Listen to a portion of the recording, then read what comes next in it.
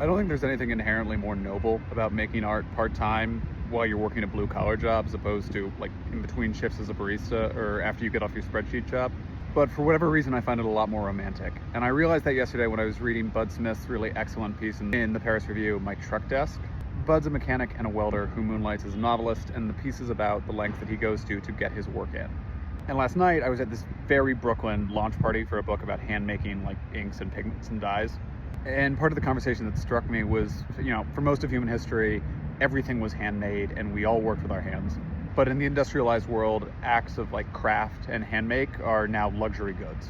And the same way I don't complain about rich kids in Williamsburg making art, because the problem isn't that when freed of the financial constraints that impel labor, people turn to art or acts of creativity. It's that so few people in our economic system have the ability or the bandwidth to pursue acts of creativity. Which is what brings me back to the Smith essay, because I think it's so cool that in an era where the easiest thing to do with 5 spare minutes is to take out your phone and doom scroll, including on this app, someone chooses to create something instead. I think of writing and really the act of making any art as a good in and of itself.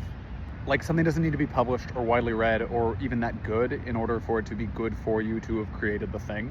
And I think the world would be a lot better place if more people were part-time artists, which is I think why I find all these stories so great. And I'm just a sucker for people who make things, especially when it's not an easy thing to do. Anyways, the essay is great and you should go give it a read, but don't be surprised if afterwards you want to make something of your own.